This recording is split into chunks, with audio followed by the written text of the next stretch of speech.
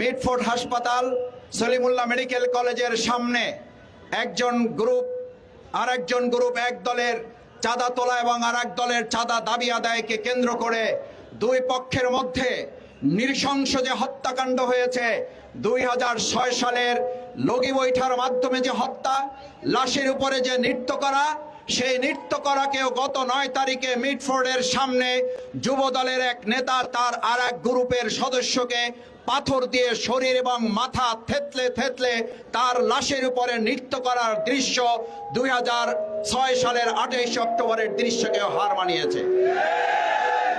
আমি একবার সেই ঘটনাটা ভিডিওতে একবার দেখার পর আমার সম্মানিত স্টাফ কোয়ার্টার ডেমরা অঞ্চলের ভাই বন্ধুগণ, আপনি কোন দল করেন আমি জানি না, আপনি কোন দলের সমর্থক আমি জানতে চাই না, আপনি যে দলেরই সমর্থক হন আপনার বিবেকের কাছে কোশ্চেন রাখবো।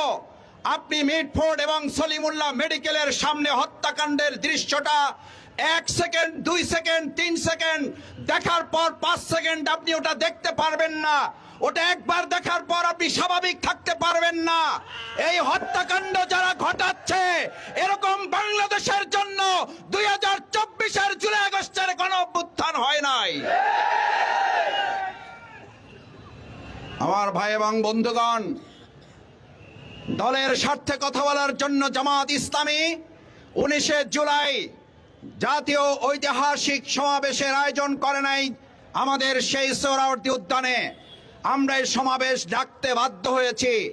আমাদের এটিএম আজহারুল ইসলাম সাহেব যখন কারাগারে বন্দী 2024-এর গণ অভ্যুত্থানের পরেও আমরা আন্দোলনের ডাক দেই নাই, আমরা নিবন্ধনের জন্য রাস্তায় নামি নাই। এখানে সাক্ষী আপনারা।